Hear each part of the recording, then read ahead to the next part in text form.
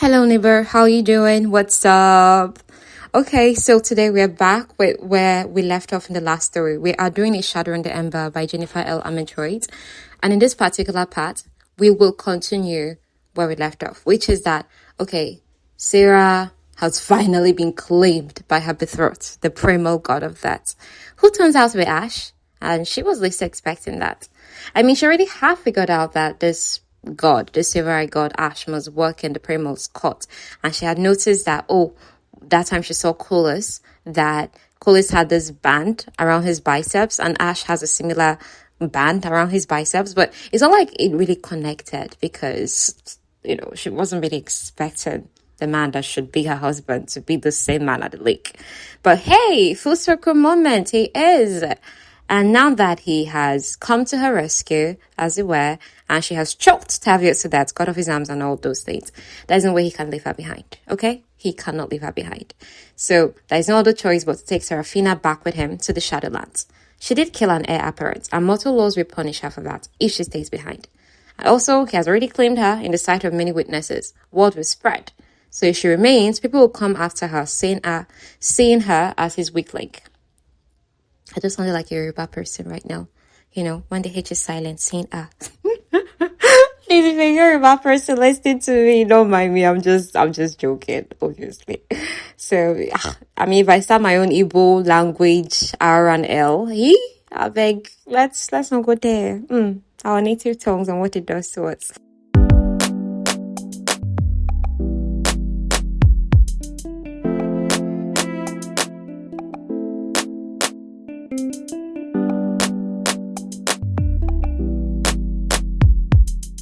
Ash admits that he didn't take her 3 years ago. That's when she was 17, that originally brought her to the temple because he believed that by rejecting her, it's going to give her life back. I mean, she doesn't have to be in this deal, okay? He's pointing out you have had freedom since then because of what I did, right? And Sera doesn't know how to tell him that. Omo, you're rejecting me. I have lived hell this past 3 years, not freedom. Okay? So she has to go with him. And part of going with him is that, okay, if I don't go with this guy right now, those last 3 years will become so pleasant because what's to come would even be more terrifying, considering what she has just done. Now, using the primal mist that he used to show up, Ash whisks them away. She passes out like she faints, but then she awakes on horseback. The name of this horse is Odin. He's a really giant horse. Now, Ash informs her they can't simply teleport back, as that would tear her apart because she's immortal. Sera didn't say her goodbyes to Ezra, but the other gods passed it across, apparently. So she's now asking him, how did you know to come? Apparently, he knew she'd been hot. The deal binding them as his betrothed is a part of how he knew she'd been hot. So he now explains that deal linked us on a basic level. I knew when you were born. If you were ever seriously injured or close to that, I would know. She's like, that's kind of creepy. Then he tells her, then you're sure to find the next part even more so. He tasted her blood that night in the vine tunnel when he nipped her lip. Remember, she noticed that, he bit her. And she was like, it's not polite to take my blood without permission. Having her blood in his system lets him feel her emotions. When he is not around her, she's like, oh my God, what? He's like, nah, don't get me wrong. I don't feel all your emotions because that would be quite invasive. I only feel your emotions when they're extreme and you were feeling extreme things right before I showed up. Remember, she was like so angry at Tavish. She's like, I'll kill you. That anger, that extremeness, he felt it. That's how he needed to come. Now, they're still riding. Hey, where are they? In the dark elms, that forest, the lake. That's where they're headed to. Okay? And now she notices it. She didn't notice it the night before. Right? That, whenever Ash is present in these woods seem dead. There is no movement of air, no chirping of insects, nothing. It's just dead. Because it's as though the forest is realizing death is among us, the primal. Now, his hands are rubbing circles against her thigh, and his hands are cold. She now asks him, why is your skin always so cold? He asks, how do you think death feels? Now, because she had to meet the Primal of Death in her birthday suit, that 3 years ago, that extremely, transparent gown they put her in, because of that, Sera has trauma of sorts around being completely nude. So whenever she even had her tryst, flings, that's what they call it, yeah, at the looks, that place she was headed to last episode, she used to be dressed to a certain extent. He gets. She used to be dressed. Funny thing is that when she was with Ash in the lake, that last episode when they talked at the lake and stuff, she was, comfortable in her skin. She didn't really think, oh, let me cover up so much and stuff. She was in this Daphnia's nightgown thing that, underwear sort of. That kind of shimmy underwear that they used to wear when we were younger is no longer in style now. But when we were younger, you have to wear those things and then wear your uniform on top of it. Yes. And somehow she's like, why in the world am I looking forward to seducing this guy? Like, I'm looking forward to enjoying it. What's wrong with me? And she's like, this guy's crime is that he made a deal with an expiration date. Well, and, she's kind of reasoned it. He has also shown no sign of compassion toward the mortals that are now suffering because that deal expired, okay? Now, there are other roads to the Shadowlands, and one of them is through Sera's lake. The bottom of it is Shadowstone. Sera, how have you been feeling so comfortable here, okay? If you're not already linked to that and stuff. Now, Ash makes the water stand still, and then it parts, and then the Shadowstone opens up. Ash admits to her here right now that he did have the time to tell Sera who he really was, but he didn't want to because the time they spent together was because they wanted to. There was no obligation binding them. Okay? Now, the ride through the water he parted, Moses style. Yeah, Moses. Now, in that land, there are stars, but these stars are brighter than stars. There is no sun or moon, it just is.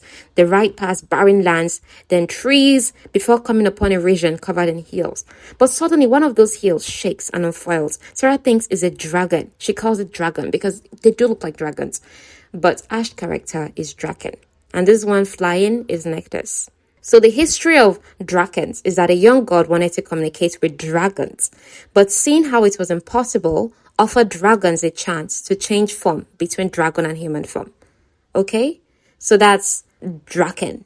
Drakens were born. Now the other heels are also Draken. Drakens are not the only ones who this young god gave wildlife to. Ash informs Sera. Now they arrive at a castle that looks as though it is lit by 1,000 lamps. It's much larger than the castle she grew up in. She asks, is this his home? Is this your home? She now asks, is this your home? Now, he explains it is known as the House of Hades. The wall surrounding it is called the Rise. This is the original Rise. Now, in the story of Poppy, like the grandchild, their granddaughter and stuff, the city she lived in, there's something called the Rise. You get? But that Rise is going to come thousands of years after this. You get? I don't know why they keep doing this whole thousands of years. I mean, thousands of years, the world has not even developed like that. Please, I'm much grateful for this world I live in. This earth we live in is like 6,000 years old. But then when you're reading fantasy, their worlds are like tens of thousands or hundreds of thousands years old. And they're still in ancient epic times. Oh, no, thank you. I didn't know one exists there. I like reading about them. It's pretty fun. It's pretty epic. But I prefer the world I live in. Now, approaching the gate, Sera sees people stripped bare, impaled on walls with stakes through their hands and chests. Heads hang limply. They're dead. They're gods. And they serve as a reminder. Sera now asks, of what? That life for any being is as fragile as the flame of a candle, easily extinguished and stamped out. Now Sera meets another god, Rain, a guard to Ash, like Hector and Sion, the other two guards, god guards he came with to the palace. Ash pushes open another door and sunlight pours through, at least what at first Sera thinks is sunlight. She looks up at a glittering chandelier of cascading glass candles hanging in the center of an entryway. There was no flame. The candles glowed a bright yellow nonetheless, as did the sconces on black pillars that stretched upward onto the second floor. So Ash explains that this is primal energy. It powers the lighting throughout the palace and Let is like the city adjoining the Shadowlands, where like Ash's people live in, because it's like his kingdom, yeah? So this is like the castle and then the kingdom beyond. Primal energy powers there. Sera meets twin gods Lila and Theon. They're black, black skinned. They're hearing for the first time that Ash has a consort to be. Surely they hope that he's not continuing their family's legacy of kidnapping young mortal girls. We'll see why he said that. Their family's legacy of kidnapping young mortal girls. We'll see. Now, Sera notices that the way these gods interact with Ash is casual, as though he's a friend. They're not acting like he's the one that just stripped bodies bare at the gates and did those atrocious things, okay? Now, the next person Sera meets is Ayos. Ayos has a heart-shaped face, eyes are bright yellow, it sparkles like gems. She has thick lashes, plump lips, and high and full cheekbones. Cheeks. So she crosses into the entryway, smoothing several strands of vibrant red hair back behind an ear before clasping her hands over the midsection of a long-sleeved grey gown, cinched at the waist with a silver chain. So Ash now asks Iris, can you please show Sera to her room and make sure she has food sent to her and a bath readied? Sera notices the please, he added. She's never had anybody say please that is in authority the way Ash is. Where she's coming from, Knuckles never say please. So Ash leaves with Rain on business. So Ion is now taking Sera up the stairs and now tells her the room has been readied for you. Well, it's actually been ready for quite some time and dusted frequently just in case. I think you'll find it most pleasant. Ios appears Sera's age and Sera knows that is incredibly misleading. So Ios keeps talking that the room you're going to be in, it has its own adjoining bathing chamber and balcony. It's quite a handsome room. Now, Sera's conversation with Ayos leaves her confused. Ayos is not the housekeeper. So Ayos explains that her and others forced their assistance upon Nyktos. So Sera is like, oh, they even called him by his real name, okay? Ayos is still explaining, otherwise Hades would be a mess and he would probably never eat. Sera just stares. Like, okay, Hades would be a mess, he would not eat. I mean, they're gods. So why do they have to keep the house clean and, eat, She's just thinking. Anyhow, Ayos is still talking and saying, anyway, I tend to be around during the day. I know, it doesn't look like it's day outside, but you see that the sky still tends to darken as the hours pass. Sera goes, wait, you help, acting as household staff by choice, but you're not paid? Ayos explains, we don't need to be paid. Nyktos provides for those who say to, hey, this is functionality. Actually, everyone you will come across here and in Leti or Let, the city of, the city adjoining the Shadowlands, Let, Lethe, Leti, Let. Let's just call it Let. They're well provided for, even if they do have more official responsibilities. Sera goes well provided for, So, shelter, food, also, no one lives in this castle. Sera's like, not even the god downstairs, Rain?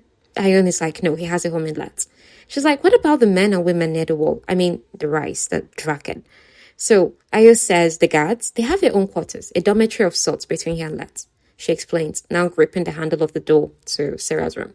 The draken also have homes. Only Ash lives in this enormous palace. So where Sera is coming from again, the castle where she grew up in, the core staff and a set of guards reside within a residence. So it leads her to asking Eos, why does no one else live here? Eos' smell fades away. She now says it wouldn't be safe for them to do so. What's that? Sera is afraid. Eos now hurries to explain that it's because some people forcefully want to see Nyktos, and that doesn't usually go well. Also, Nyktos likes his privacy. Eos is confident Sera is safe with Nyktos, but there's a haunted look in her eyes, the kind someone who experienced abuse has. Sera is shown to her room, and it's breathtaking, it's furnished, it's large. And the bed, Sera's bed would put Ezra's to shame. It's even, her quarters are larger than the queen's personal rooms. Her bathroom is huge with a tub large enough for two. It's clean. 2 standing mirrors. Eos informs her that 2 cooks come over daily. Sera doesn't know what to eat. So Eos is going to have sent up for her bread and soup. Also, will be brought up for her too. Actually, Sera's rooms are Johnny Nyktos'. Alone, she checks out the balcony. There is a settee there.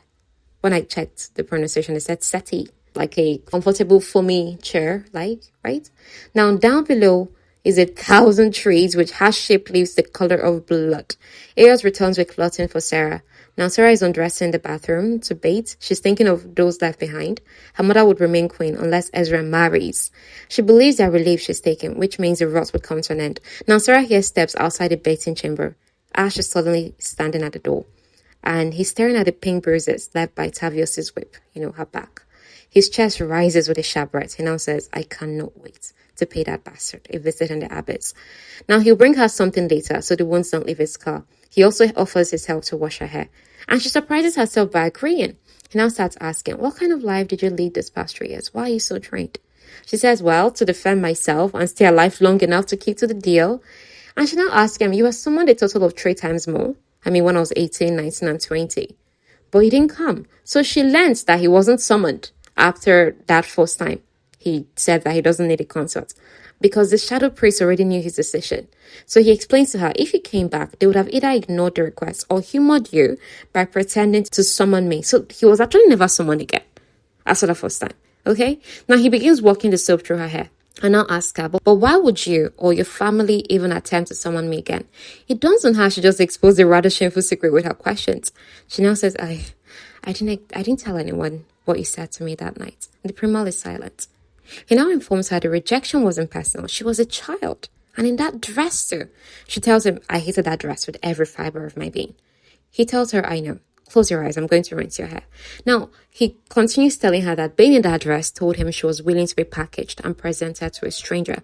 It told me that he seemed eager to be given away, even though you likely had no choice in it. He knows she's brave and honorable. And when she says that, she's like, in her mind, she's like, burn. She doesn't feel brave or honorable. He keeps talking. But that was not what I felt when I looked upon you. What I sensed, what I tasted in the back of my throat was the bitterness of fear, the tanginess of anguish and hopelessness, and the saltiness of determination and resolve. And that was what I felt when I saw you, a girl who was barely a woman, forced to fulfill a promise she never agreed to. I knew you did not want to be there. She's like, how did you know that from just looking? Even now, he tells her what she's feeling. Your anger is hot and acidic, but your disbelief is cool and tatty, reminding me of ice lemon. There is something else. Not fear. I can't quite place it, but I can taste it. I can taste your emotions. Not all primals can do it, but I have always been able to, as all who carried my mother's blood in them could. Sera imagines his ability is invasive. He admits it is why he hardly uses it intentionally. But whenever people are feeling extreme emotions around him, he senses it. He sensed on that night he was summoned for her, that although she appeared willing, she was not. She admits she was scared. So she says, while I was there, ready to do my duty, regardless of how I felt, you were not there to do yours. He now answers, no, I wasn't. I had no need for a consort forced to marry me. Then she's like, then why ask for one as part of the deal? He doesn't answer. Next thing, he's done washing her hair. She stands. Right now, she, undressed to have a bath. So when she stands and, no clothes, there's this electricity. She thinks she's doing the seducing. But by the time he's done toweling her dry, she's like, uh-oh, I was the one seduced. She's in a rope and pushes it back so he can apply balm to her welts, where she was caned. It occurs to her that, both the act of washing her hair, toweling her dry, applying balm to her back, those things are so kind. Like, those things are kindness he showed her, and he didn't have to. Now, they have a conversation where she believes he lied to her at the lake. He didn't. Everything he said there was true. In fact, he told her about his first skill, something he'd never told anyone before. It occurs to him that she thinks he did that to the gods on the wall. He didn't. Like, the brutal act of the people that were stripped bare, stakes through them to the wall. He didn't do that. Okay, he starts explaining that there are gods that are powerful but not content. So they push to have more power. They push other primals to see how far they can go before the other lashes out. In a way, to them, is a form of entertainment. So she's like, are you saying that another primal did that because they were bored? Ash goes, no, that was not done out of boredom. He turns from her and takes a long drink, lightly whiskey. That was done to see how far they could push me. Quite a few primals enjoy pushing me. The conversation circles back around to why he didn't fulfill the deal. He now tells her it's because I did not make the deal. Say what? Jaw drop. He says it wasn't me. I was not a Primal of Death then. My father was. He made the deal with Roderick Mirel. It was he who demanded the first female of the bloodline as a consort. Now, Ash's father is dead, and it takes a lot to kill a Primal. And the death of such a powerful being can cause rifts in between worlds, which is why his father's powers and responsibilities were transferred to Ash, to stabilize everything, including the deal. When the deal was made with Sera's ancestor, Ash was 18 or 19. So Sera now goes, this is why you never collected on the deal. Ash goes, you never consented to it, like the Sera never did. Now, that deal shaped Sera's entire life. It's the reason why she's a killer. It might also lead to her death. So Sera now tells him he didn't consent either. He didn't. Ash doesn't know why his father asked for a consort. He died loving Ash's mother, who died in birthing. At least that's what they say. Now, Sera feels Ash could have come to her at any point with this information. Maybe it would have changed something. He didn't, because keeping his distance from her was safe for her. He had Leighton, a trusted guard, watching over her. Leighton started doing this 3 years ago when Sera got, in quotes, active. She's like going around. She was no longer protected as a maiden so much. And Leighton knew about the deal his father made, and he knew I had no intention of fulfilling it. This is Ash speaking. But that didn't mean that others wouldn't learn that a mortal had been promised as my consort, either because of your family speaking about the deal or because you were marked at birth. Okay, Sera has a bet mark at her shoulder. I think the right shoulder, a crescent moon at the back. I think it's going to be part of this, the cover of this particular podcast.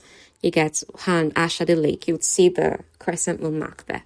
So that's what he's saying. So you were marked at birth, born in a shroud because of the deal. And that mark, while unseen by mortals and most, can be felt at times. That will make some curious about you. It was Leighton who noticed the god's activity in Lazanu. The correct pronunciation of Sera's kingdom is not Lasagna, it's Lazanu. The ones we saw that night. So Sera asked, the ones that killed the cousin siblings and the child, Andrea. Now, the only pattern found in that kill is a possibility that all might have had a god perched somewhere on their family trees. They weren't true godlings, but might have been descendants of a god. Now, godlings are the offspring of a mortal and a god.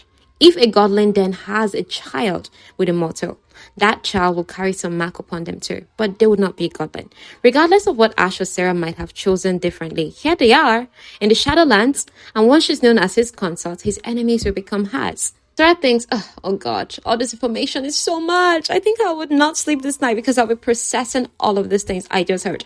Nah, she passes out. She's so tired. She sleeps for so long. When she awakes, she goes out to the balcony. Now she knows Ash is much like her, bound to a deal he didn't make. She's stunned. She's now thinking to herself, was one life more important than tens of thousands, millions, even if it was a Primal? But what would happen if I managed to succeed? If he fell in love with me and I became his weakness, what kind of rot would his death force upon the realms? How many lives would be lost until another Primal took his spot? A Primal that didn't have a kind and decent bone in their body, who didn't think highly of freedom and consent. A Primal who didn't interfere when others took delight in violence. Anyhow, she catches sight of Ash's form down below. Remember, she's out on the balcony. Now, there's a knock at her door. It's Ayos. Ayos has clothes draped over her arm. Informs Sera she's been sleeping for a day, a whole 24 hours. A young man comes in with Ayos, bows to Sera. He places a covered tray of food and starts leaving. Sera notices that this young man favors his right leg over his left. Sera uncovers the food. It's a little bit of everything. A mound of fluffy eggs, a few strips of bacon, a biscuit, a small bowl of fruit. She stares at the food for several moments, unable to remember the last time she had warm eggs. She sits slowly. She's just full of emotion. She's like, come on, Sera, stop it. It's just warm eggs and bacon, that's all. Even the food feels like, oh my God, they're so kind. She's now eaten. She slows down when Ayos informs her that she brought her breeches, since Nyctos informed her that Sera favors pants. She doesn't like them. She prefers like trousers. So that's what they call pants, breeches. Now, Sera has questions for Ayos, and it has to do with godlings. So Ayos informs Sera that until godlings are between 18 to 20, they're just mortal. But then, once they're 18 to 20, ether forms in them, like that ether that swells in the eyes of Ash, that makes gods do magic, that ether, yeah? So it forms in their bodies between 18 to 20, and oftentimes they can't contain it, so they often die. So Sera is like, that the ethos sounds like a weed growing out of control in their bodies. Eos is like, okay, let's have a surprise laugh. I suppose that is one way to look at it. Or maybe for some, a beautiful garden. Those who survive the calling. The calling is Culling. Now, those who survive the calling will then age much, much slower than mortals. Basically, for every 3 or so decades a mortal lives, it is equivalent to 1 year for a godling. So Sera's like, that sounds like immortality to me. Eos explains, godlings can live for thousands of years if they're careful. They're susceptible to very few illnesses, but they're not as impervious to injuries as the gods and primals are, she explains. For that reason, most godlings live in Alisum, like this land of the gods that they are in. Alisum is like the whole place, like let's say the continent of the gods, and then a country known as the Shadowlands, a court, okay? Eos is explaining that those ones that survive calling only survive by special means. A god would assist by letting the godling feed from them. They don't grow fangs, but they'll need a bit of blood at first. Every once so often, the calling is complete. Anyhow, Sera has a wardrobe now, and more is coming. Her undergarments are lacy things. This is the first time Sera actually has a wardrobe in her entire 20 years of living. And she's a princess, imagine. Now, Sera is reluctant for Eos to leave. She should be used to being alone, but somehow Sera is not. She asks Eos, are you originally from the Shadowlands? So Eos explains, I once belonged to the court of Kitrea. So Sera takes a moment to place where that is. She's like, Maya, that's the primal of love, beauty, and fertility. So Sera is like, you serve the primal Maya?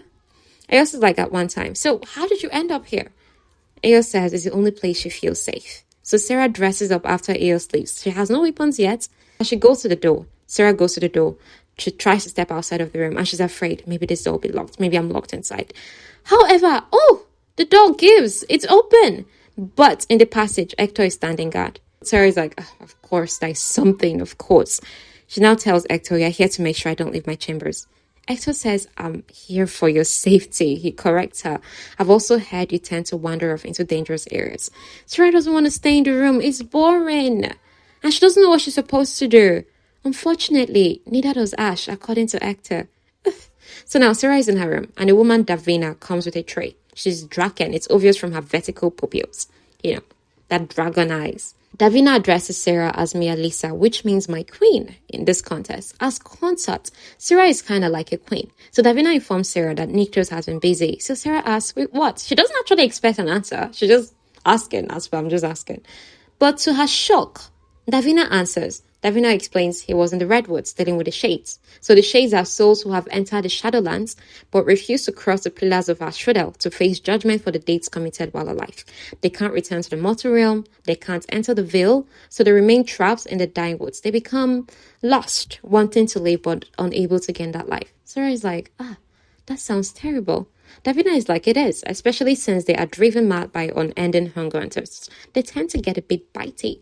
Normally, they don't cause that many problems, but sometimes they find their way out of the Dying Woods and into light. That's when it becomes a problem.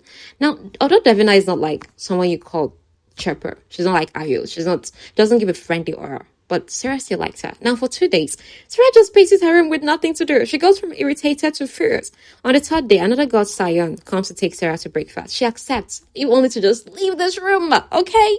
Now, they pass through a room that reminds her of the Shadow Temple, okay? Now, the golden candle light breaks apart the shadows in the chamber, casting a glow of fire over the massive blocks of shadow stone seated upon a dais. It's actually the throne. Thrones, actually, 2 of them sitting side by side, their backs carved into large and widespread wings that touch at the tips. The primals and consort thrones. They are hauntingly beautiful. She looks up to see that the ceiling of this throne room is open to the sky. There's no glass, nothing. Is it that it does not rain here? Now she's led to a room on the left, the dining room. It's beautiful with a glass ceiling that reflects on utensils. Ash is there. He calls her beautiful, which startles her because, I'm just wearing like trousers and a shirt. And nobody really calls her beautiful, okay? Now Sion leaves him alone. He serves her food. It surprises her that he sits to her left instead of at the opposite end of the table like her mom and stepdad. Better yet, he returns her Shadowstone dagger. She thanks him. Thanking him feels like soothing her mouth because she has been expecting the worst of this guy. But at every turn, it's like, hey, it's kind. Okay, it's good to me, okay? Now, Ash apologizes for leaving her in her room for 2 days. He tells her you're not a prisoner. It was for her safety while he was busy. Now, Ash can only read emotions, not thoughts. Again, a gift from his mother's bloodline. Her family descended from the court of Lotho. That's what he informs her. Lotho is a primal Ember's court. Okay? His mom's name was Mycella. He didn't know her, and he doesn't visit her in the Veil. Sera is like, is there some kind of rule against that? Visiting loved ones who've passed on? So he explains, as a Primal of Death, I risk destroying the mortal soul if they're in my presence for any extended period of time. At least for those who have passed through judgment. That is a balance to prevent the Primal of Death from creating his or her version of life. There is no exact rule against it for gods or other mortals, but it wouldn't be wise. Visiting loved ones who have moved on can cause both the one living and the one who has passed to become stuck, to want what neither can have, whether that be to continue seeing their loved one or to return to the living. It can even cause them to leave the Veil, and that does not end well. He's essentially saying, leave things as they be. Someone is dead and they move on. Let it be so. Don't try to create your own version of life because that can create problems. Now, their conversation leads to him mentioning that he does need to eat. Because remember, she was like, okay, they eat. But he explains not as much as mortals. But if he goes long without eating, he would start to weaken and become something else, animalistic. Now, feeding can resolve that, but he doesn't anymore. When they say feeding, this is feeding like feeding on blood. So feeding can resolve it if he's in animalistic state, but he doesn't like to feed, not anymore. Okay, and he tries to make sure that he never gets to that weakened point of actually needing to feed. So Sera recalls Ash relating to her being locked up. She now asks, have you ever been, locked up? He tells her he's been many things. Now, a young draken, like a baby draken, which you'll see with Sera on the cover of this episode. A young draken lifts her head from a chair she was asleep on. That's Jade, Nectar's daughter. She's only 4 years old. The other, River, there's another draken there. River is 10 years old. Now, Jade likes food. Ash fondly asks her to get off the table when she hops on it. She can't fly yet, while River is just learning to. So Ash informs her that Sera, for the first 6 months of their lives, they are in their mortal forms, and then they shift for the first time. They typically remain in dragon form for the first several years. That's not to say you won't see them in their mortal forms, but I've been told it's more comfortable for them to be this way. They mature just like regular children, but undergo growth spurts by 18, 19. Now, dragons can live as long as gods, and also reproducing for them is not easy. Like, they can't easily have children. It takes centuries to conceive a fledgling, and Jade's mother passed away 2 years ago. After being fed in Nyxos's laps, Jade wants to come over to Sera. Sera is hesitant at first, like, why does she want to come over to me? I mean, it's not like Sera has even been around children much, and then this dragon thing with okay? She's hesitant. But Ash explains to her, okay, just do this, and it's going to be okay.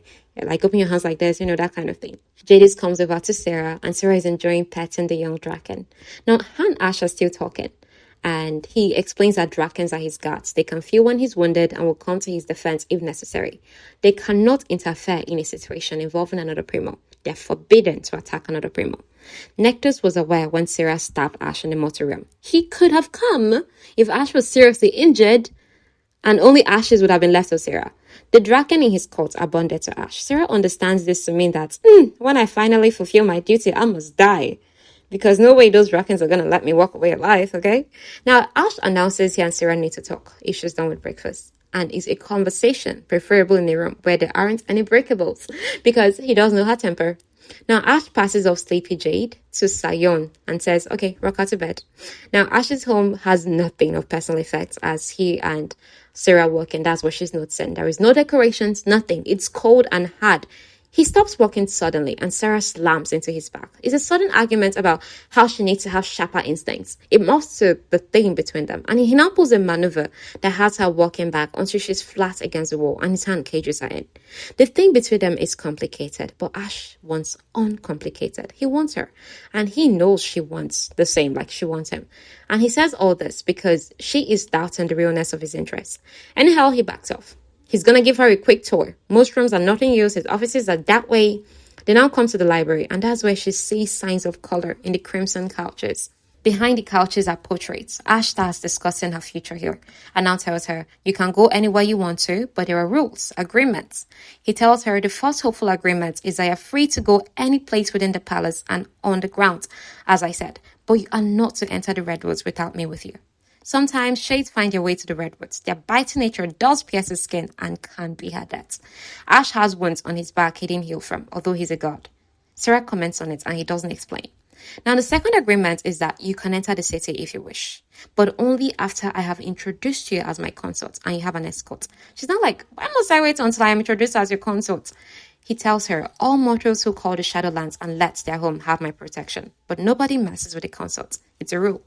Although it's sharp and broken once. Now there's one more agreement. There are times when I may have visitors, guests who I would not want to be around here. Those times can be unexpected. But when they occur, you are to return to your chambers and remain there until one of my guards or I retrieve you. Sera's like, oh God, this is Wayfair Castle all over again. She's not to be seen or heard. He senses sadness from her because the thing that protects him from feeling other people's emotions. Those guards are down. So when he senses that sadness, she denies it. So he just moves on because she's not willing to be open about it. So he moves on and now tells her, okay, your coronation as consort will be in 2 weeks. He tells her it will be like a celebration. High-ranking gods will come from other gods, possibly even primos. You'll be crowned before them. I will have a seamstress from Let's come to fit you for an appropriate gown. She's not like, it better not look anything like that wedding gown, the one she wore when she was 17. He tells her, I have no intention of displaying to the entirety of my court and all others within Alyssum. She is relieved. Now Sera wonders, will I be ascended? And he tenses. He asks her, so what do you know about the act? She's like, nothing, because it's a highly guarded secret. He tells her, the act of ascension requires a mortal's blood to be drained from their body and replaced by that of a primal or god. It is not always a successful transition. This is also the same way vampires are formed. At least in most myths about vampires, they drink someone's blood until it's finished, and then the vampire now gives the person their blood, okay, and turns them, okay. So, but in this case now, the god will be turning the person into an immortal, sort of. And he tells her that it's not always a successful transition. But he explains that those who are chosen are born in a shroud. They already carry some marks, some essence of the gods in their blood, those taught sons and daughters, and it allows them to complete their ascension if this act of ascension should occur. It allows the chosen. Ash clears the air by saying, Sera, you would not be ascended. And that surprises her. Because first of all, there's never been a mortal consort. And this arrangement between her and Ash is neither of their choice. And he's not going to force her into a near eternity of, he says this with his gossip, but whatever this my life is. Nah, I can't force that on you. Sera notes the portrait of Ash's parents. His mom was a redhead with silver eyes, while he looks a lot like his father down to his bronze skin tone. Did you notice another red hair watch? Okay. Like I said, Poppy could not have escaped red hair. 3 people now in her ancestry. No, Ash comes to look at them almost daily, so he doesn't forget what his parents look like. Reminds her of how she goes to watch her father's portraits in her mother's room. We saw her doing that in the last episode. Other kings' portraits line the banquet hall. You get a Wayfair castle. That's this castle Sera grew up in, except her father's. When her dad died, he took a part of Sera's mother. She shares that with Ash, who now says, love is an unnecessary and dangerous risk. My mother died because she loved my father, struck dead while I was still in her womb. That is why I'm called a blessed one. No one knows how I survived that kind of birth. Love cost their deaths long before either had taken their final breaths. Love is a beautiful weapon, often wielded as a means to control another. It shouldn't be a weakness, but that is what it becomes. And those most innocent always pay for it, like Ash is paying for his parents' love. So Ash now says, I've never seen anything good come from love. Sera now says, you came from love. Ash now says, and do you truly believe I am something good? You have no knowledge of the things I've done, the things that are done to others because of me. His father loved his mother more than anything in the world and couldn't control her. That's why the rules he's laying down now for Sera is just so she doesn't meet the same fate as his mother. Now later on, Sera is sitting in the veranda overlooking the redwoods, that balcony. Those leaves that are blood red and stuff. Leaves are darkening, signifying nightfall. So she's not seen it. It does, while it always seems gloomy here, that it is a daytime and nighttime. She's wondering about all the things they talked about. She's not like, who had killed his mother? Was it the same person who'd killed his father? And was that how his father had become weak enough to be killed? Because he loved his wife more than anything in the realms? It had to be another Primo who'd done that. Why did his father ask for a mortal consort, okay? Now, Sera sees movement enter Redwoods. That's Ash. Now, 3 days later, so she's been here like 6 days or so right now, her awful headaches as well as blood in her mouth whenever she brushes her teeth is back. She had those things in the last episode that, Sir Holland, I think that was his name. I think, the guy that trained her gave her some things to help. Yet Sera is hiding in the alcove with Trigots. She's in pain right now, both the headache and the blood in the gums, but she somehow is having the energy. I don't know how she does it. She's hiding in one alcove with Triggers, Sion, Ecto, and Reina, her guards, while she's watching Ash hold Cot. He's not wearing a crown. Like, holding Cot is like, his people are coming, and he's in the throne room, and he's addressing their issues, okay? And he's been doing this for many long hours, and he's not wearing a crown. So Sera thinks Ash has no idea she's here. I mean, she says that out loud. By the way, Sion looks down at her, one eyebrow raised. Okay? Now, it's notable that her guards are armed. They're gods, but they're armed with weapons. And then he now tells her there is not a single part of Nyctos that doesn't know exactly where you are. And Ash chooses that moment to look in her direction. She holds her breath until he looks away. Now, she's scarcely seen him this past 3 days, just once the previous day, and he rode out on Odin with the guards. She's frustrated. How is she supposed to seduce him when she never sees him? She also doesn't want to push because of what he said about love being needless pain, okay? How is she supposed to fulfill her duty? Now, standing before Ash is the subject, Hamid. He owns a bakery in Let. Hamid has noted that a particular young woman who used to come by daily to his bakery suddenly stopped coming, and it's been 4 days. Hamid has asked her out. No one has seen her. Both Hamid and this young lady they're looking for are mortals. Suddenly, Theon is wearing a serious face, and he walks up to Ash and whispers something. Something has come up. Everybody's moving with purpose, and Sera has no idea why. Hector orders her to stay put. Even the Draken gives an overhead signal while flying. Do you get? Now, Hector leads Sera to the library. She's to remain there because Ash has an unexpected visitor. Remember those is Rose from the library? And this visitor is a she, and she won't have any interest in the library. Hearing it's she makes Sera go still. The first thing that comes to Sera's mind is that person competition for Nyctos' heart? She sneaks out when she notices that no guard is keeping her in the library. She just asks to stay there. So she creeps to his offices, and then she now overhears the goddess Vexus, the Primal of Rights and Prosperity, is the one who came. And she's telling Ash, you've been particularly difficult to obtain an audience with. She is heavily celebrated, Vexus. During the weeks leading up to the rites and rituals only known to the chosen, many pray to her for good luck, but doing so comes with risk. Vexus can be vengeful, dishing out misfortune to those she found unworthy of blessings. Now, if Ash is midnight personified, Vexus is sunlight manifested. Golden blonde hair cascades over slim shoulders in thick, perfectly coiled ringlets, reaching an impossibly narrow waist. Sera is like, yo, one of my legs is like two of those goddesses' legs. So like, Sera is like double the size of Vexus. So Vexus is like, tiny. The thing that is trending in Hollywood right now, skinny era back, Sera is full-bodied. She has body. She's endowed. That is, she's blessed with both front and back. That's both the breast and the ass. That's how they would say it all. That's why in most depictions of Sera you see, it's not showing a skinny person. It's showing somebody that has some flesh. That's what the writer intended. Even Poppy too has flesh. She's not skinny. The character is not described to be skinny. Which is good. At least gives you confidence about your body. I mean, you should have confidence about your body, but well, that's besides the point. Let's move on. They are kind of like outside the office right now, but within that general vicinity. That is Ash and Vexus. So Ash leads both himself and Vexus towards his offices, but not without looking directly at where Sera is hiding. Sera makes her way through the back stairs to the outside. The grey world of the Shadowlands. No guards are in sight. Grey grass crunches under her boots as she walks aimlessly. She's feeling low and sorry for herself. She's feeling jealous. She's feeling cast away. She's feeling like she doesn't serve any purpose here. Okay? Now she's on the verge of the redwoods and she's curious. Although she remembers Ash's warning not to go in there without him, she's like, how dangerous can it be? It's not like there's any gate or wall that separates here from... She sees the place from her window.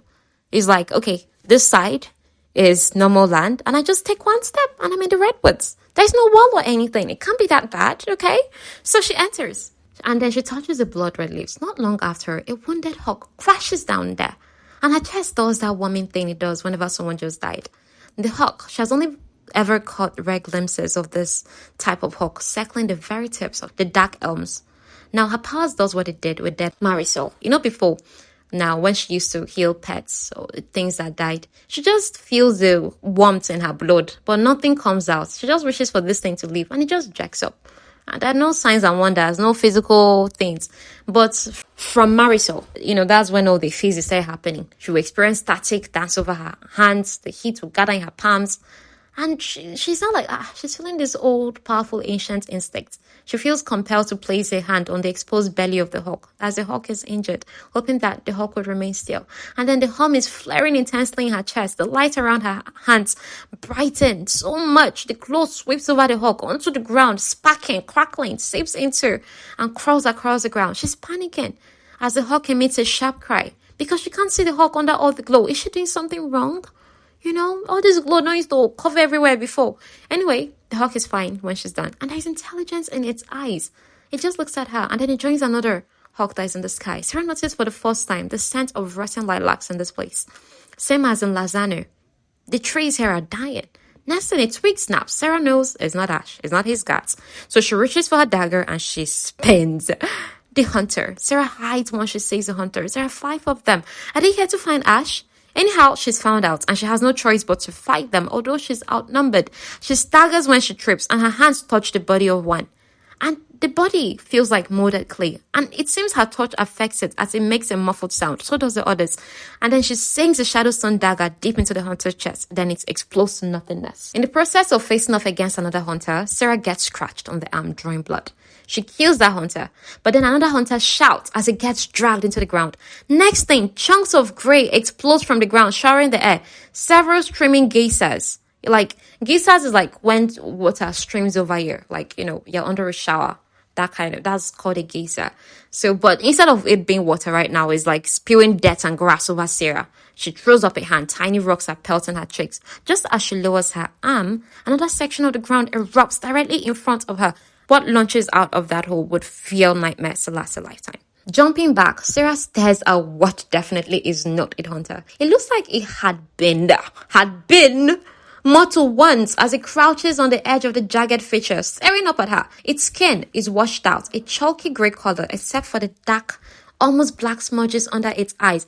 The cheeks is sunken, its lips bleached of all color. The once white robes is wearing are dusty and ragged, torn and hanging off bony shoulders and hips, revealing patches of bloodless skin underneath.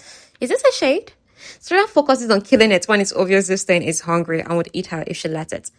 Shimmering blood is what's burst out of it. It doesn't integrate when she kills it, just shimmering blood. And there are 4 more. She gets stuck underneath one she's holding off while trying to free her dagger from one that's dead. Another drags her ankle and suddenly there's nothing she can do. I mean, she's not holding a dagger. One is pressing her down, another one is... more. She's like, is this the end? Next thing, there's a rush of cold air and icy fury. Creatures are flung every which way, impaled by branches, disappear by ether. Ash! He's furious. When he's done, he now asks Sera, are you a child? Why didn't you heed my word? Sera is very petulant. She's like, well, I went into these woods because I've seen you going here twice. He now goes, yeah, not me, Sera. Do you know what is in these woods? In the very place I forbade you to travel into, that you agreed to stay out of. Do you know what exists in here that turns the leaves of the trees red? She now glances at the bodies that remain. She's like, shades? He laughs harshly. Those things are not shades. You are standing in the redwoods where the blood of entombed gods soaks every root of every tree. These are blood trees. The gods were entombed as punishment for atrocities they committed. Chilled. So that thing she saw was actually a god that have been held prisoner so much that they look like that. Okay? So Ash, how these ones got free is a mystery. They are bound magically by bones of other gods and primals. Their wrists and feet are bound, and if it fighted, it digs deep into their skin. Wherever a god or primal is entombed, or where their blood spills, you will see a blood tree. It serves as either a memorial or a warning. Either way, it is not land one should ever disturb. Sera disturbed the land by bleeding. Remember that one of the hunters scratched her. These things, these entombed gods, they're drawn to anything alive. If Ash hadn't come, she would have been devoured whole. Because of coming to Sera's rescue, Ash has been distracted from his guests. You get, and that's what he says. And Sera is bitter. She now asks, what kind of distraction are you providing her in your office? Ash is like, oh God, I don't have time for this. He now asks Sion, because apparently his guards are back here, to take Sera back to the palace. Now they're walking when, look at what Sera feels. A fiery pain explodes inside her, knocking her backwards. She stumbles as this searing bone travels up her arm, across her chest, stunning in its intensity and suddenness. In a daze, she looks to her right and down, expecting to see an arrow jutting out from her. But she sees nothing but the tree scratches down her forearm that the hunter gave her. Thin black lines radiating from the marks and spreading across her skin. Sera admits to Sion that she encountered grimes. Remember, I'm calling them grimes. And then she now feels darkness, like she passes out. When she awakes in her bedchamber, she's nude under the covers, that, the things covering her. And a man she hasn't seen before is in a seat beside her. His pupils are vertical slits, Draken, and his expressions are neutral. He now says, the toxin in your body should be all cleared out by now. But if you wish to sit up, I will do so slowly, just in case. If you pass out again, it will probably disturb Ash. The only other person that calls Nyctos Ash is Nectas, the Draken, the oldest Draken, I think. That's Jade's dad. Sera now asks, do I want to know why I'm nude? He explains that the toxin was seeping out of her pores. Your clothing was ruined, you were covered in it. Ash didn't think you'd want to wake up in such a state. Aeos removed your clothes and baited you, and Sera feels relieved that it's Aeos that handled that. Sera likes questions. So she goes, what kind of toxin? He explains. Nectus, the kind that Grimes carry in their inside, is passed through their mouths and nails. He still has not blinked. It's quite creepy to be talking to someone for a while, and you're looking at them and you're blinking several times and their eyes are just like neutral, just looking at you. Oh, that's kind of creepy. So he explains the black streaks on your arms were the first sign. By the time Sion brought you in, those marks covered your entire body. You're lucky you're alive. Apparently, she has been sleeping for a day, and she's not dead because Ash had an antidote. There is very little of the potion to be found, is what Nectus informs her. His choice to give it to you saved your life, which was a surprise. So Sera goes, you think he should have let me die? Nectus says it would have simplified his life, broken the deal. Now Aeos comes in with a rope, offers Sera a choice between water or whiskey. Sera's like, please give me whiskey. And then when Ash shows up, Sera just drinks it more like, oh my God, I need liquid courage to face this guy right now. Now Aeos and Nectus leave the room and Sera is nervous. But there's also fuzzy warmth in her belly, like, oh, he's near. But then nervous, like, oh my God, he's going to scold me a lot. Now Ash wonders why Sera is unfazed, even though she almost died. I mean, you could have died, but instead you're just scared at our school. You're not scared like, oh, you almost died and oh God, trauma. Nah, she's just asking questions normally. Okay, what happened? Oh, this. She's not, panicking. I almost died. She's just calm about it and asking questions. Who does that? So he's not asking her, how did you get so strong, Lisa? So in her mind, she's like, does he also call Vex sister? Again, the jealousy is still very actively there. She stops herself from asking. Instead, she just tells me, I don't know. She changes the subject that, why were the hunters here? He's not sure. However, Sera is suspecting something. Oh, what I did in the woods by Helen the Hawk, was it what brought them? Also, that night in the Dark Elms, I just killed the Kyo Wolf. She's not seen a pattern, but how would they have even known? Now, Ash has been in the tomb. Someone would have carefully freed the gods from the binds, but who? He isn't certain who did that. His guards are loyal men and women. It could be a god from another court attempting to free a prisoner, changing their mind and saying, let me free everybody. So Ash is now saying, if this hadn't happened today, there's a good chance those who had been freed would have swarmed whoever opened the tomb next. So Sera is like, so you owe me a thank you. He's like, I wouldn't go that far. And she's like, yeah, well, I didn't think so. Now Sera recalls seeing that the Shadowlands are dying. That's when she learns that the Shadowlands were not always grey. So she asks him, is this because the deal hasn't been fulfilled? He frowns like, no. Now surprise flickers through her. She's not thinking, then what's happening in the Shadowlands? Is that like what's happening in the mortal realm with the rot? But she doesn't get a chance to ask. Now Ash takes over the asking, why were you in the woods? She didn't mean to, but she can't tell him about Helen the Hawk. He now leads to a tirade about his visitor and how he never has time, but then he had time for Vexes. So because of the whole thing, Sera walked off. That's what she's saying. And because she didn't have anything better to do, and she now wound up in the woods. Dino asks her, she says all of this. The only thing he got out of the whole thing is, so, you were jealous. Sera is pained, really, dude. I said a lot of things and that's all you got. But what she says, what did I do to deserve always being alone? Like, she sounds genuinely so sad and so down. So he now leans down over her. She's resting against a mountain of pillows. She wants him to go away since he's so busy anyway. But it's not like he's not busy right now. He admits, I don't enjoy a second of Vex's presence. She might be beautiful, but she's a viper of the worst sort. She's gone for now. But everybody knows she's going to be back. Nectars, Ayos, others. I mean, they told Sera so. Apparently, Vexes came because she heard Ash has taken a consort and was curious. Leaning down over her, Ash now says, I didn't mean to make you feel alone here. I didn't know if you needed space or not, and I told the others to give you time. That's on me. But I have been avoiding you. And Sera is disappointed to hear him confirm what she has been suspecting. So he tells her, and it's not because you're troublesome or mouthy. I actually find those traits to be oddly alluring. I've been avoiding you because when I'm around you for longer than a few minutes, my interest in you quickly overshadows any common sense. And that is a distraction, a complication I cannot afford. She thinks, yeah, well, you're all talk when it comes to your interest in me anyway. She's cut off from saying more because he kisses her, and it's a Brandon kiss. He lifts his head, breathing heavily. He now tells her, you know what the hardest part is, Lisa? I don't even know why I'm fighting this need. You would have me, wouldn't you? Yes, she whispers, okay? She doesn't have a hint of shame or guilt. And this moment leads to a foreplay of mostly Sera getting the attention, but Ash still, he has a good time. Now he has to go change and inform Sera he's going to return. She doubts it, but she doesn't say. She's just like, okay, they all say they'll come back. People don't come back to her usually. Now, he does return a few minutes later, and Ash is nervous. Ash, of all people, is nervous. And he's asking, can I just be here with you? When he asks, she's like surprised. She's like, okay. And he does take his time before he slides into bed next to her. And she freezes. It's her first time having someone share a bed with her. She has been intimate with people. And this is a plain confirmation of that. But not this. I mean, this is proof that just banging somebody is so impersonal. Very. Okay? And this is also where she finds out that he actually hasn't banged anybody. He is a virgin god. Yo, she is shocked. This is that one of those rare cases where the guy is a virgin and the girl is not. And it's pretty cool. Why? He tells her that he could never take that risk. So she now asks him, why are you taking that risk now? So his thick lashes lifts and steel grey eyes pierce hers. Because I can't seem to stop myself, even though I know better. Even though I know I'll probably end up hating myself for it. Even though you'll probably end up hating me. Now, by the time she wakes up, because, they both fall asleep, he's gone, but the side of the bed still retains his scent.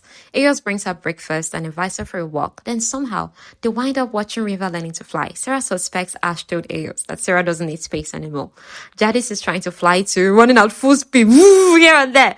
Eos has her hands full, making sure Jadis doesn't throw herself off from a high boulder in her attempt to fly. Not yet, kitty, not yet. Now, Sera asks Eos about Vexes. So Eos now goes, she is not well regarded by many in the Shadowlands. She can be rather vindictive when angered or ignored. Have you ever met someone who feels they're entitled to whatever they want? That is Vexes. And that entitlement extends to people. Many gods or goddesses would enjoy being the object of our affections, and many do. Now, apparently, Vexes wasn't always like this, but perhaps his old age. Now, Mycela, Ash's mother, told Eos about these things. Eos is related to Mycela. They're cousins. And Eos was very young when Mycela was killed. Eos continues to watch the world fall and be rebuilt around you time after time, to see nothing new, to no longer be surprised, and to become so accustomed to loss that even the idea of love is no longer a trail. The longer a primal or a god lives, the greater the risk of them becoming more ether than person. Some can handle the endless time better than others, but eventually it impacts all of us. There are ways to avoid it. One is to enter a deep status to sleep. But very few do that. By the time we see this world, 1,000 years later in Poppy's time, most of these gods, Hector, Sion, Eos, most of them are actually in status. They're sleeping. So the world is just being run by, people who are lesser than gods, way lesser than gods, and normal humans. And yes, there are evil. There's a whole brand of evil going on 1,000 years later in Poppy's story. It just to tell you that these people here took measures to make sure that the world was a better place for those ones in 1,000 years to come, although those ones are facing a whole new brand of evil. Now, two gods join them. That is, two gods join Eos and Sera. Bel is a female god that, she's meeting for the first time. Sera is meeting for the first time. And Raha. Now, Lata is black. Raha is black-skinned. Cousin to Sion. Bel is female. She's been away for a while, and Aeon was worried. Now, they're blunt gods who speak before thinking. Bel informs Sera that the gods are taking bets on how long she'll live. Bel has learned from Raha that Sera is a fighter, that she held her own against the entombed gods. Raha informs Bel of Sera shoving the whip down Tavius' throat. A consort with a violent streak. Sera admits she doesn't know a lot about Alyssum and the inner workings of the cult. So, should I be concerned about this coronation? She's asking Bel. They're briefly distracted by Jadis, who's falling off a boulder. Sera catches her on time. All the gods had their lights flash before their eyes. Like, yo, if anything had happened to Jadis, the actors would have had our heights. Bel then answers if she should be concerned about the coronation. Yes. And if I may give you a piece of advice, no matter what happens, do not show fear. Later, Sera is getting her measurement taken by Elena, a mortal seamstress. Ashes at the pillars, judging souls. She imagines it's the same pressure or responsibility as when she decides to use her gifts. Apparently, Nyctos informed Elena, the way he informed Eos, he informed Elena that Sera prefers breeches. That was last week, when she first arrived. So it's actually been 7 days since Sera has been here. 7-8 days. Ooh! So Sera, it feels longer. So much has happened. So Elena is now telling Sera, I'll work on the gown first, along with some blouses and vests for you, as they're far quicker to tailor than pants. Do you prefer breeches or tights? But before you answer, I'm currently wearing tights. So she plucks out the black material. Now, they're almost as thick as breeches and as durable, but far more comfortable and soft. Feel them for yourself. Now, Elena went through a lot of work to invent this type, and Sera likes them. She's like, okay, I'm going to have tights. Now, curious, Sera asks what the people of Let's think about Ash taking a consort. Now, the news has actually gone around. No one expected His Highness, that's what they call Ash, to take a mortal as a consort. Okay? And reminds me, Bel actually bowed to Sera when they, met, and asked her to get comfortable with being respected of her position. Now, mortals are excited because there's so many of them in Let, and Ash taking a mortal as consort feels like an acknowledgement to them. Sera asks Elena, how long have you been here? Elena looks to be in her 30s. So Elena left the mortal realms at 18 and entered the Shadowlands at 19, and she's been here since. It's been 13 years since she's been here. At first, she was at the court of Dallas. So Sera's like, you are the city of the gods with the primal of life? I didn't know there were mortals there besides the chosen. So Elena said, there aren't, at least not when I was there. Sera is confused, but suddenly Elena seems afraid. Elena was one of those chosen people, but she didn't ascend. So she leaves once the measurements are done, as those spirits are chasing her. So Ash comes in to check on Sera. Sera is wearing a rope, and beneath she's wearing lacy things. And it occurs to her that, oh, this is a perfect moment to seduce this guy to fulfill my duty. But that is on the back burner because she is more curious about how did the Chosen end up here in the Shadowlands. So Ash now explains that Elena didn't ascend because no one has ascended in centuries. So that has Sera asking, why did they now keep celebrating the rites? Ash now boasts, Bobo, you are celebrating what will ultimately be the death of most of them. It wasn't always that way. At one time, the Chosen were ascended. Now, from the moment the Chosen arrives in Alyssum, they are treated as objects to be used and given away, toyed with, and eventually broken. It's unfair, cruel to think these Chosen prepared their whole lives only to leave the mortal realm to be killed. Thousands of them through the centuries. And Sera is now arguing mortals contribute the right because the gods asked that of us, because we are told that the Chosen would serve the gods. You speak as if this is our fault, as if we have the ability to tell the gods. A primal, no. Even more cruel, Sera learns that Cole is a primal of life, is aware. So why doesn't he care? Why would he allow that? Why would anyone do that? So she remembers what Ayo said. She's like, it can't be because they live so long that this is the only way they find pleasure or entertainment.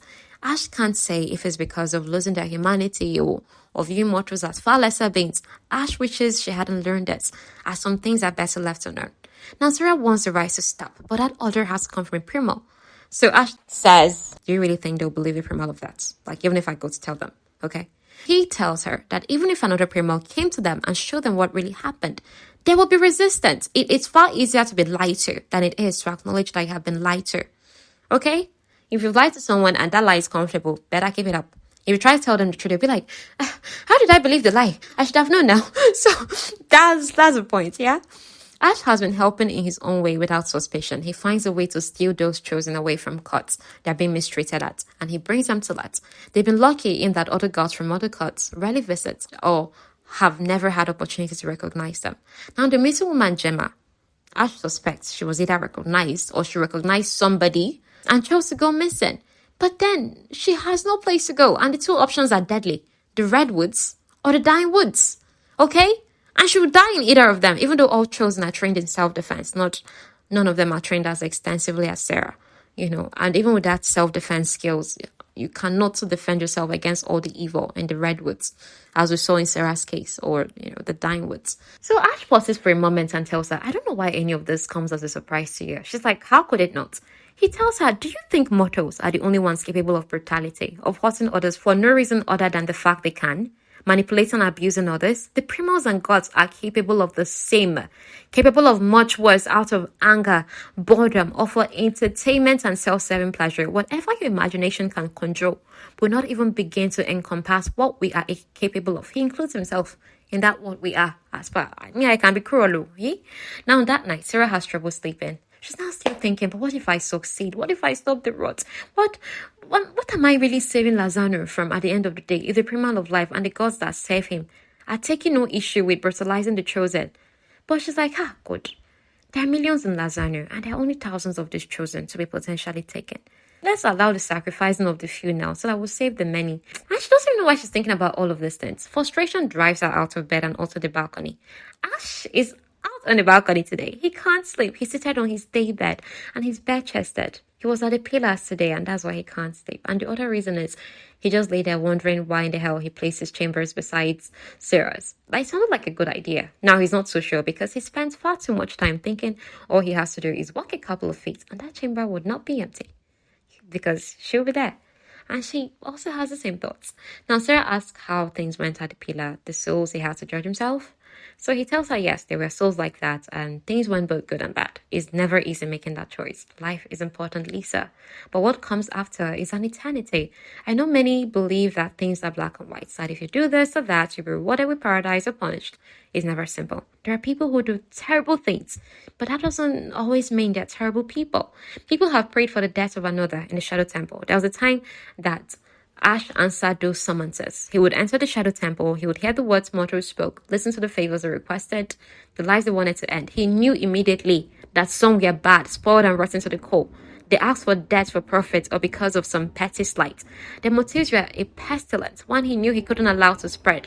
Those kind of people did not leave the temple. And then there were others, those who asked for the death of another because they sought relief from a brutal employer or an abusive father. Some who were pushed their breaking point and saw no other option because there were none. Even if those people didn't harm another, the intent was still there. Should they be punished? Should they be treated differently? What of those who kill to protect themselves or another? They're not like the others, but their crimes are the same. Sera is tongue-tied like, oh, that's a lot. So she now asks him, how do you know what to do? So he tells her, all I can do is look at their life as a whole. And each time I sentence a soul, I always wonder if it was the right choice. Was I punishing someone who didn't deserve it? Or was I letting someone off too easily? I ask that every time, even though I know I'll never have an answer. Imagine if God was a man and he had to judge souls like this. God forbid. Ash has killed those abusive employers and fathers. He never makes deals. He didn't enjoy the killings. He stopped when the deaths stopped leaving him out. He also started to enjoy it. So he's like, nah, I'm going to stop killing because I'm getting to that point of darkening my soul. Okay? Now, in the honest atmosphere, Sera admits that she has killed bad men, abusers, users, rapists, murderers. It's not like she set out to do it. Like she didn't wake up one day and decide to take someone's life. So she says, I helped my stepsister retrieve endangered children and it would just happen. Or sometimes my mother, he's like, your mother? She's like, she used me to send messages, the kind that wouldn't be considered an act of the crown. Sera believes that since it was too easy for her to kill, she must be a monster. He tells her, you're not. I know one thing, Lisa, a monster wouldn't care if they were one. And somehow his words chase away some of the darkness. She's thankful. She covers the distance and kisses him. She's close to him. And that's when she notices the ink on his skin actually drops. They represent drops of blood. That's what he explains. But red ink won't stay in my skin. It takes a lot to scar a god skin, let alone a primal's. Salt has to be applied for even the black to stay. So each of those drops represents someone whose life was lost by his hands, his actions, or because of a decision he made or didn't. So in the picture of this guy I'm going to attach to the cover, you would notice like lines around the sides of his stomach, even the ones at his back, like that well of this thing she saw at the lake. Those are drops. And each of those drops must have been so painful. But Uncle was doing it. I don't know why these heroes like being so tortured. Thank God for my good God. Jesus that died once for all. It's not everyone. That's for everybody that's sin. You'll not be dying again and again for thousands of years. God forbid. And that's how Ash wound up having thousands of drops like that on his skin. So he tells her that he gets this thing done to remind himself that all life can easily be extinguished. And Sera is looking at him like, oh no, you're bearing too heavy a burden. This is such a misguided guilt. And she now focuses on bringing him some kind of pleasure. So it's like a real intimacy time. At the end, his kiss is filled with gratitude and she doesn't feel like a monster. Ash kisses her like he can't stop until sleep claims her. When she wakes up, he's pressed to her back and they're covered in a blanket. It's an intimate cozy scene. At the foot of the bed is Jadis. She's coiled in a ball. And then rest on the thin rail of the balcony is Nectar's, crouched as though the falling distance. Like much this, it doesn't bother him. Now, he was looking for his daughter and knew she'll be where Ash was. So Nexus now says, I have never seen him sleep so deeply, not even when he was just a babe. The slightest sound would wake him. Surprise ripples through Sera. Surprise ripples through Sera as the hand under hers remains relaxed and still. So Sera now asks Nectus, you knew him then? So Nectus goes, I knew his parents. I called them my friends, and I call Ash one of my own. His gaze catches Sera's and holds it. And he says, I think I will call you one of my own. So Sera's like, why? Nectus goes, because you've given him peace. When Ash is wakened, Sera pretends to sleep. Ash kisses her temple and now says, see, Jadis would bite your toes if you continue pretending. So he's holding court today and tells her, you cannot be there. It's a risk until you're officially announced as my consort. Sera is tired of being hidden away. She tells him there will still be risk once I'm your consort. He tells her the risk will be less then. She asks him, and what if they're not? What if a primal attempts to push you by pushing me? He tells her, then we reevaluate. She tells him, no, I've spent most of my life hiding. I know it makes sense for me to keep a low profile right now, but I can't do that forever. He decided to fulfill the deal because it was no longer safe for me in the material. But if I'm not safe here either, then what is the point of me being here, Ash? He tells her, you're safer here, out there in the mortal realm. Any god could find you. The problem with Sera is she'd rather face those risks now, not later. Death is death, one way or the other. He has to tell her, you're mortal, Sera. But most mortals don't live as if their life is already forfeit. But in her head, she's like, mine already is, though. He's been forfeited before I was even born. Sera dresses in her last clean gown, prays her boobs don't pop out because it's so tight. Hector comes to accompany her to walk the courtyard. It was actually Ash that asked him to, so she won't be alone on board. He took into consideration that Sera doesn't like to stay in the bedchambers. They'll be far from the starting gate where he is holding court. Now, Jadis and Riva wind up working with them, the two young Drakens. They keep an eye on the young Drakens. And this is where Sera learns through Hector that it never rains in the Shadowlands. Hector has been here for long. Before then, he was at Vathi, Attis Court. And Attis Court is a court for both the Primal of Accord and War and the Primal of Peace and Vengeance. That's referencing the Primal kin, Vathi and kin. He was only there for a century or two. Actually, Hector is older than Ash by several hundred years. In fact, Ash is the youngest god in this court, although he's like the head of this court, okay? He's like only 230 or so, while the others are like way older than that. And Hector knew Ash's parents. Now, they stop under the shadow of an imposing tower. Jadis is pulling at Sera's skirt, covering her face with Sera's skirt, and Sera can't tell what that means. Like, what are you trying to say, little one? Now, does Hector know why Athos is the name of Ash's late dad? Do you know why Athos, Ash's father, wanted a consort? So Hector explains, Athos loved Mycela even more so after she was killed. He would have never remarried. But, to be honest, Athos was very clever. He was always planning ahead. He had a reason. Hector used to watch over Sera with Leighton sometimes. It's how he knew to deliver the dagger to her. Now, there's a sudden commotion at the starting gate. Hector asks Sera to stay put, although he doubts she will listen. Now, people are gathered around the wagon. Now, taking the young Draken, Sera creeps closer to get a look. It's severely injured Gemma. The girl that was missing. She's been found. Sera follows as Hector carries Gemma to a bright room with herbs. Now, Sera's instincts are warning her that this girl is dying. But Sera can't be discovered, so she doesn't want to use her gift. In her delay, Gemma dies. And at that time, Sera now starts feeling the death as heat exploding in her chest. The warmth in her chest is such a powerful hum. It's invading her blood. Jadis is trilling like, louder. Her wings are lifting, brushing the back of, Sera's head, neck, Riva is lifting his head from a corner of the room, drawing the twin gods' attention. Now, next thing, they sense like fresh blooming lilacs, and it's coming from Sera. So Ash shows up in that room, in this herb room now.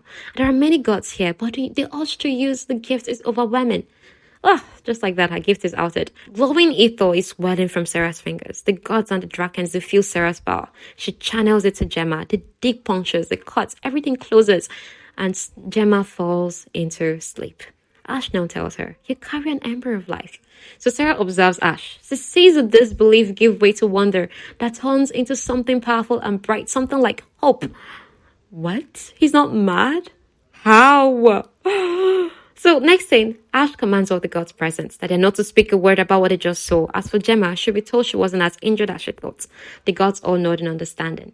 Ash informs Sera that she unleashed a ripple of power that will be felt throughout the entire Alyssum and even in the mortal realm.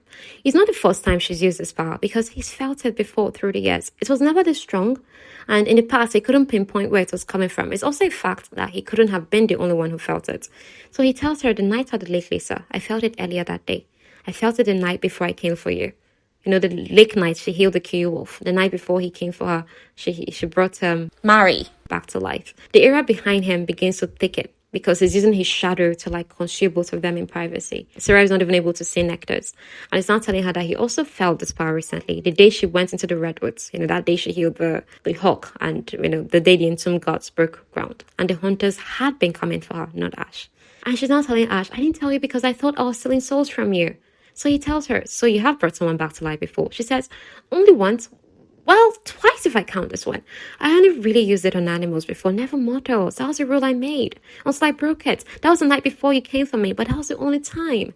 And the other day, there was an injured silverhawk. That was why I was so far in the redwoods. I touched it, and its injury is healed. That was the first time that happened. And it was like, I knew it was only injured and not dying. She's rambling, okay? Now, she doesn't know how she ended up with this gift. Ash knows. And it's not from Colas, like she previously assumed. It's from Ash's father.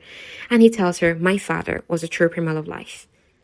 Until his brother stole it from him, his twin, Colas. Say what now? Okay, this is huge. On the periphery, Sera notes Jadis is now in her human form and she's wearing a nightgown, clutching blankets and Nectar's arms. This is what the little girl was trying to tell Sera when she was pulling at her skirt and covering her face with Sera's skirt. She was asking for her blanket. Now, Colis is Ash's uncle. What? So Colis and Athos, Ash's dad, were twins, identical. One fated to represent life and the other death. Okay? My father Athos, the primal of life, and my uncle Colis, the primal of death. They ruled together for eons as they were meant to. Then Colis fell in love. The legend of Soteria. You know, the lady picking flowers, and then a god appeared, and she was so startled she fell and she died. You know, and then he brought her back and she wasn't happy about it. That's the legend of Soteria. Now, it was Ash's father who gave Drakens immortal form. So Ash explained he was fascinated with all life, especially the mortals. Even when he became the Primal of Death, he was in awe of everything they could accomplish in what to Alyssum was an incredibly short period of time. He often interacted with them, as did many of the Primals back then. But Colis, while Colis was respected and feared as the Primal of Death, he was not exactly welcomed as a necessary step in life, doorway to the next stage. Now, while I might read, fantasy novels where they say, oh yeah, death is the next step. Please, in real life, do not glorify that. Do not glorify it one bit. Yes, as believers, we know that when we die, we have a hope. We go to Jesus. Our death is not final. Our death is, beautiful. But do not glorify that. The word of God says that we live once we are satisfied with life. He satisfies us with long life. So that means I live once I'm satisfied. Okay? All round, God's word says that we come to our grave like a shock of corn in its old age. Okay? That we are bearing fruit in old age. So everything about God's word indicates that we're supposed to live long, fruitful lives. So live as long as you want until you're satisfied before you go back. You don't see like, oh yeah, death is coming for me. I should just welcome into this next stage. No, resist it unless you're just like, okay, I just want to go. I'm old enough. I'm tired of living. Please, did somebody get that? Please. So I never romanticize that. Please, never you do that. Nah, you just be opening the door to the devil. Let's go over the legend of Soteria once more. A young woman was among flowers. She was picking flowers. She saw the Primal of Death. In those days, his face was depicted. She was so startled. She fell off what's now known as the Cliff of Sorrows. Soteria accepted her fate. Oh, I died. Okay. And she quickly passed through the pillars of Asphodel, entered the veil within minutes of her death. Okay. Now, part of the reason why Sera hesitated to use this gift is you can't tell if it's the wrong or right thing to revive a person. Nexus says that kind of power is a blessing, Sera, and it's a curse. Okay? Now, acknowledging that is not a weakness. It has to be a strength because most would not realize how quickly that power can turn on them. Ashton says his father did not, and her gaze flicks to him. If he had never used his gift of life on a mortal, then Colis may not have expected him to do it, but he has done it, and my father's refusal to bring Soteria back to life started all of this. Hundreds of years of pain and suffering for many innocents. Hundreds of years of my father regretting what he chose and chose not to do. Athos didn't want to bring Soteria back because she didn't want to come back. And Colis pleaded. Athos refused. He wasn't entirely right. That's Athos wasn't entirely right because he's brought back people he wanted to. And Athos thought Colis left it well alone, but Colis spent decades searching for a way. Only the Primal of Life can bring a person back, so Colis found a way to become just that. Ash and the others didn't know how, only Colis and Athos did.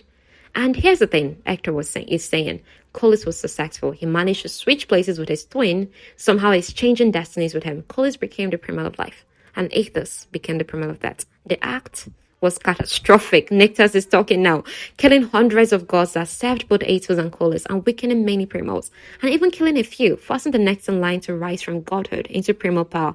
Many of my brethren were also killed, as many Draken died. The mortal realm felt it in the form of earthquakes and tsunamis. Many areas were leveled, large portions of land broke off, some forming islands, while other cities sank into the oceans and seas. It was chaotic. Colis did bring Soteria back, but she was unhappy. When she died again, that is Athos, he did something to ensure that his brother could never reach her, something only the Primal of Death can do. With the aid of the Primal Killer, he marked her soul. So what this means is that they designated her soul for rebirth, meaning that Soteria's soul never enters the Shadowlands and is continuously reborn upon death over and over. Hey, oh chim. Now, Colis slowly changed. It took a while before his wrath overtook him. Now, both my father and Killer have paid dearly for Colis's rage over the years.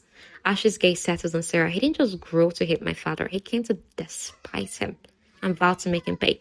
It's unbelievable to Sera, who was raised to think of Colis as this benevolent, kind god. But he's just a selfish monster. Now she understands why he doesn't care for the chosen or anything.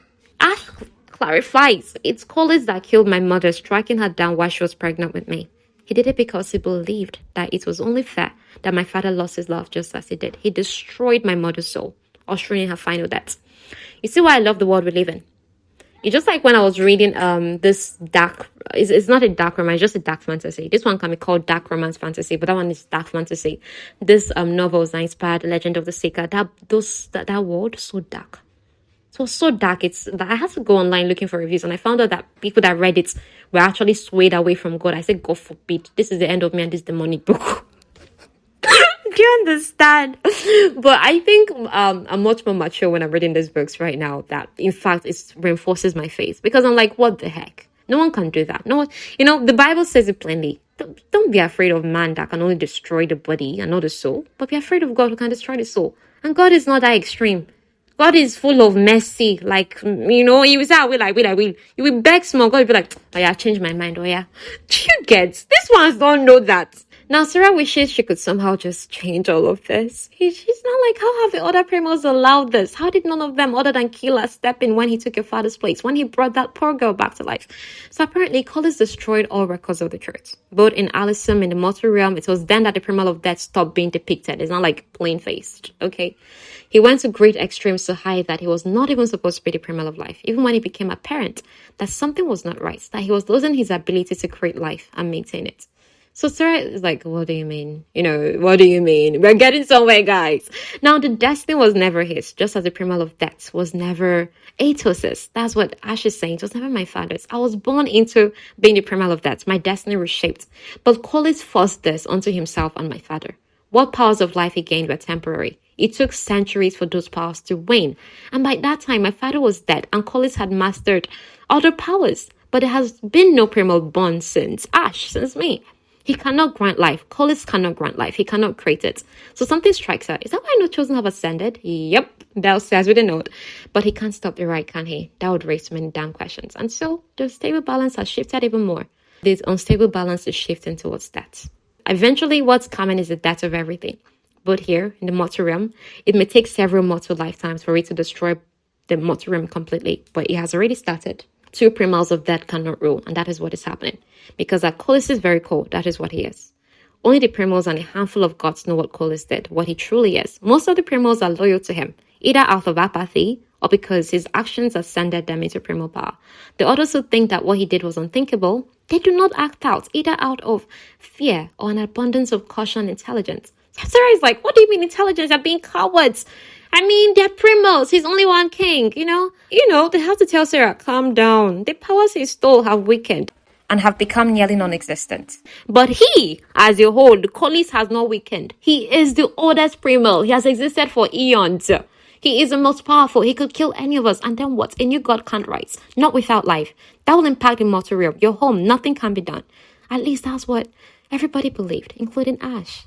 Now he tells her, my father never told me or anyone about why he made the deal. It's been a goddamn mystery for over 200 years. But he had a reason. He gave us a chance for something to be done. So Sera's like what? What can I do with just an Ember of Life besides bring back the dead? He's telling her what Collis did can be undone. But what my father did by placing what had to be his Ember of Life in you, hidden away in a mortal bloodline this whole time, he made sure there was a chance for life. Raha says it's got to be more than that, okay?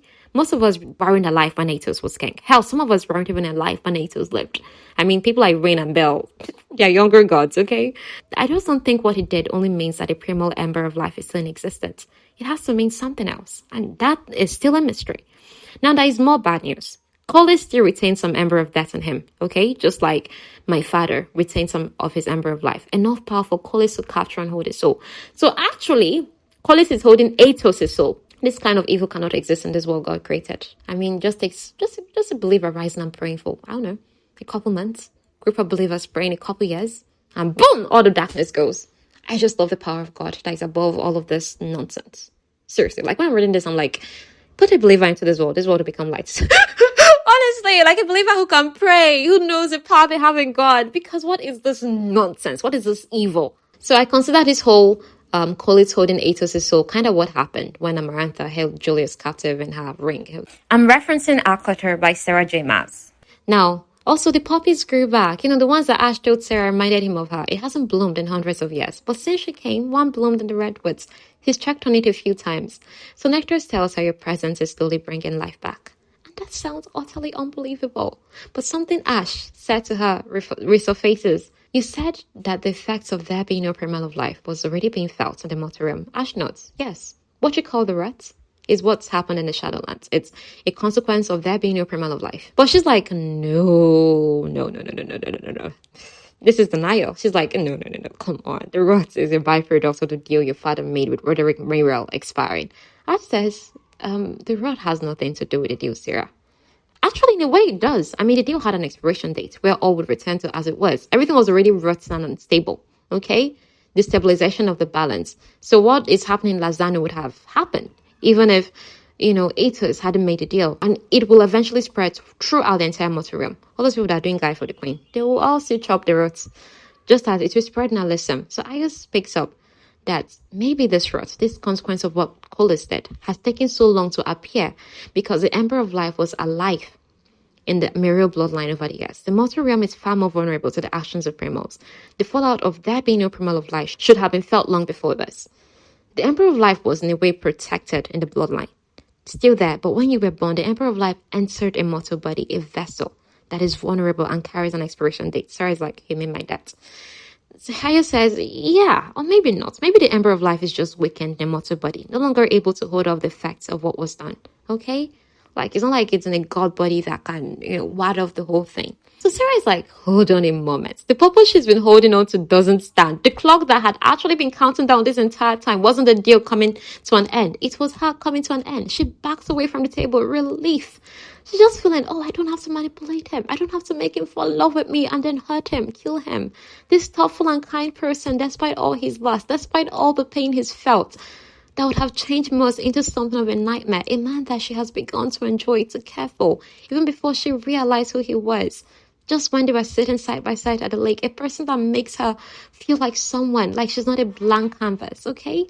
So God is like, noticing Sarah's reaction is like, your reaction is not normal. That means that you must have learned how to end the deal in favor of the summoner. So there is tremors in Ash's hands, and it gathers. He now asks her, you believed that the future of Lozano hinged on this deal, on you fulfilling it, but not as my consort. The way his voice is so quiet, so soft, is sending a chill over her skin. He now asks her, do you know how to end the deal in favor of the summoner? She should lie. But she doesn't. She says yes. So shadows gather around him. He now connects the dots. You're training. You're grooming. The tips of his fangs become visible. His lips peel back. All of what you've done from the day you were born until this very moment was to become my weakness. Hey, God. Ash is fully in primal mode. I knew that then, as I stared into those so very still dead eyes, I couldn't even blame him for it. She's prepared to die. She thinks he's about to strike her dead. Okay? And he's holding her by the neck. He now tells her, you had to know you would not have walked away from this. Even if you had succeeded, you'd be dead the moment you pulled that Shadowstone blade from my chest. Does your life hold no value to you at all? And then he lets her go. He looks completely raw. She tries to apologize, but he orders her not to. Next thing, they hear a horn from a distance. Already all the gods are looking at her like, oh my God, you did something so bad, okay? And this horns blast through the palace. And this horn is signifying they are under a siege. So it's like bam, bam, bam. Everything's just like back to back to back. And the truth is out there. So let's see how they go forward. And this is where we end today's episode. Again, like I said, these things are so long just so that, because I'm releasing once in 2 weeks, so that I would have time to adjust to the other things and market and do all the things. And when things are much more stable with me, I would resume once a week. But all the same, this would not even be possible without you listening. So thank you. Thank you. Thank you so much. Okay, Ember.